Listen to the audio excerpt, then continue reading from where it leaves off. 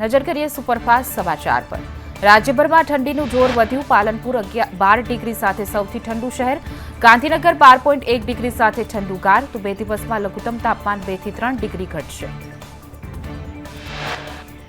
અમદાવાદમાં લઘુત્તમ તાપમાન 13 ડિગ્રી, ડીસામાં 14 ડિગ્રી, ભુજમાં 14 ડિગ્રી તાપમાન, તો વડોદરામાં 13.4 ડિગ્રી, રાજકોટમાં 13 ડિગ્રી, વેરાવળમાં 16.2 ડિગ્રી, તો સુરતમાં 16.5 ડિગ્રી।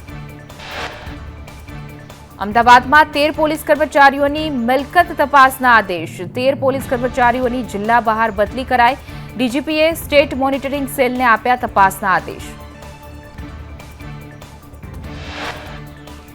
તોડબાજીની ફરિયાદના આધારે કરાઈ હતી બદલી। પોલીસ કર્મચારી અને તેના પરિવારની મિલકતની તપાસ કરાશે। મિલકતો, બેંક બેલેન્સ, વાહન લોકરની પણ તપાસ કરાશે। ઊંઝા એપીએમસીની ચૂંટણી લઈને જિલ્લા ભાજપ હરકતમાં આવ્યું। એપીએમસીની ચૂંટણી બિનહરીફ કરાવવા ભાજપના પ્રયાસ। સહકારી ક્ષેત્રની ચૂંટણીમાં આંતરિક ટકરાવ ટાળવા પ્રયાસ ધરાયા।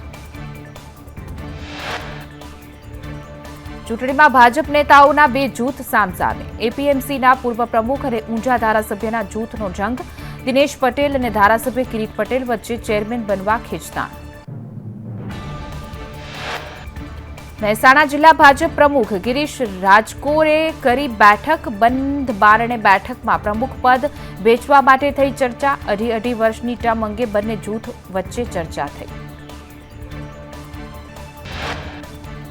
ભાવનગર મનપા બાકી વેરા મુદ્દે જપ્તી ઝુંબેશ શરૂ કરશે। 400 કરોડનો વેરો વસૂલવા માસ જપ્તી ઝુંબેશ હાથ ધરાશે। 1.28 લાખ મિલકતોનો 400 કરોડનો વેરો બાકી।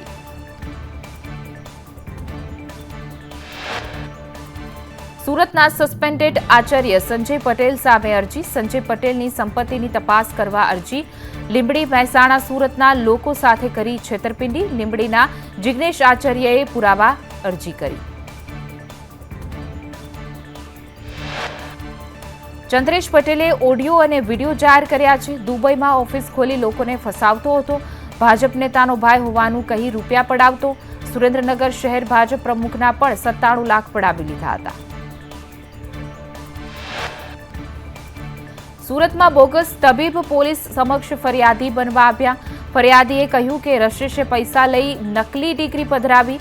મને 1999માં નકલી ડિગ્રી આપી હતી। રશેશ, બીકે રાવલ સહિતના 3 શખ્સ આપતા હતા ડિગ્રી। પોલીસે બોગસ તબીબોનું શ્રમિક વિસ્તારમાં સરઘસ કાઢ્યું। 70,000માં નકલી ડોક્ટરોની ડિગ્રી આપતા હતા। લોકોએ કહ્યું કે વર્ષો સુધી આ નકલી ડોક્ટરો પાસે દવા લીધી।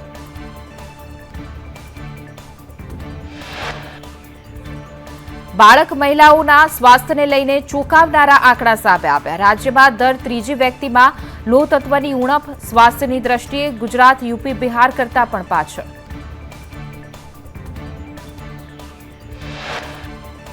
ગુજરાતમાં 2.20 કરોડ લોકોમાં લોહ તત્વની ઉણપ છે। લોકસભામાં કેન્દ્ર સરકારે આંકડા રજૂ કર્યા। એનિમિયા મુક્ત ભારતના અભિયાન પાછળ વર્ષ 2023-24માં 19 કરોડનો ખર્ચ કર્યો હતો। અમદાવાદમાં થલતેજ ગામથી વસરાલ ગામ સુધી શરૂ થઈ મેટ્રોની સેવા। પૂર્વથી પશ્ચિમને જોડતી મેટ્રો ટ્રેન સેવા શરૂ કરવામાં આવી। નોકરિયાત વર્ગ, વિદ્યાર્થીઓને મળી રાહત। બીઝેડ ગ્રુપ કૌભાંડ મુદ્દે હિંમતનગર ઈડર રોડ પર પીઆઈના બંગલામાં સર્ચ। પીઆઈની વૈભવી કાર સર્ચ દરમિયાન થઈ ગાયબ। ભૂપેન્દ્ર ઝાલાને ગિફ્ટમાં કાર અપાઈ હોવાની આશંકા। વૈભવી કારને લઈને સીઆઈડી ક્રાઇમે તપાસ હાથ ધરી। બીઝેડ ફાઇનાન્સ સામે ચાલતી તપાસમાં પોલીસને હાથ લાગ્યો કાચો ચિઠ્ઠો। લેપટોપ અને મોબાઈલમાં હાથ લાગી મહત્વની કડીઓ। સીઆઈડી ક્રાઇમે કબજે કરેલા ડેટામાંથી મહત્વના પુરાવા પણ મળ્યા। એજન્ટોના નંબર અને નાણાકીય વ્યવહારના પુરાવા મળ્યા। મોબાઈલ અને લેપટોપ તપાસ માટે એફએસએલમાં મોકલાયા। સોશિયલ મીડિયા પર પોસ્ટ કરનાર 2 એજન્ટની પૂછપરછ। પોલીસે 1 ડીવાયએસપી અને 3 પીઆઈની ટીમ બનાવી। ભૂપેન્દ્રસિંહને શોધવા પંજાબ અને ઉત્તરાખંડમાં તપાસ। મેઘરજની આરકે એન્ટરપ્રાઇઝની ઓફિસે લાગ્યા તાળા। પોન્ઝી સ્કીમ ચલાવતી 3 કંપની સામે થઈ હતી ફરિયાદ।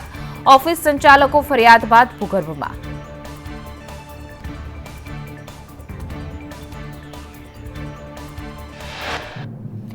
ખ્યાતિ હોસ્પિટલે સરકારી કંપનીઓ સાથે પણ કર્યા હતા કરાર. કંપનીઓના કર્મચારીઓના પણ કરી નાખ્યા ઓપરેશન.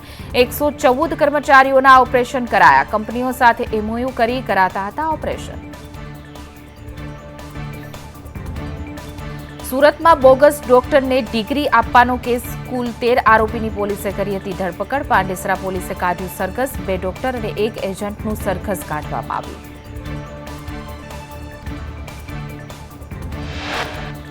સુરતમાં ઘર આંગણે ક્રિકેટ રમવા મુદ્દે હત્યા થઈ. પિતાની નજરો સામે ચપ્પુના ઘા ઝીકી દીકરાની હત્યા કરવામાં આવી. 2 દિવસથી સારવાર બાદ યુવકનું મોત થયું. 4 આરોપીઓને પકડીને સરઘસ કાઢવામાં આવ્યું. પૂર્વ કચ્છમાં નકલી ઈડી બાદ નકલી રોયલ્ટી પાસ કૌભાંડનો પર્દાફાશ થયો છે. ખનીજ માફિયાઓએ ગેરકાયદેસર ખનીજ પરિવહન કરવા માટે નવી મોડસ ઓપરેન્ડી અપનાવી છે. સરકારને કરોડોનો ચૂનો પડવા માટે કૌભાંડ બહાર આવ્યું.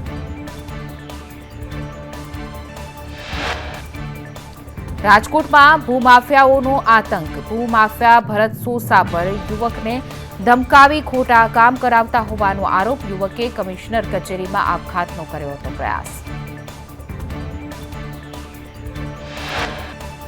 પશ્ચિમ કચ્છમાં ગુજસી ટોકનો ગુનો નોંધાયો છે. માંડવી પોલીસે ગુનો નોંધી 4 આરોપીની ધરપકડ કરી.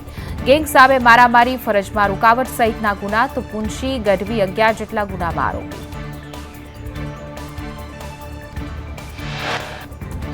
અમદાવાદ લગ્ન પ્રસંગમાં તોડફોડ કરનાર 4ને પોલીસે કાયદાનું ભાન કરાવ્યું. ઘટના સ્થળે આરોપીને સાથે રાખીને કરાયું રિકન્સ્ટ્રક્શન. વરઘોડા મુદ્દે તલવારથી હુમલો કર્યો હતો. મંડપ, ખુરશી, સ્પીકરની પણ તોડફોડ કરી હતી. વડોદરા ક્રાઇમ બ્રાન્ચે હત્યાનો પ્રયાસ કરનાર આરોપીનો કાઢ્યો વરઘોડો. નિસામુદ્દીન સૈયદનો ચાકુતપુરા વિસ્તારમાં આરોપીઓનો વરઘોડો કાઢવામાં આવ્યો. 20 નવેમ્બરે આરોપીએ કર્યો હતો હુમલો.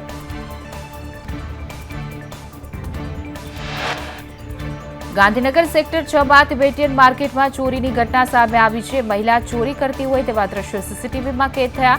મહિલાએ કાઉન્ટર પર પડેલી થેલીમાંથી કોઈ વસ્તુ સેરવીને ફરાર થઈ.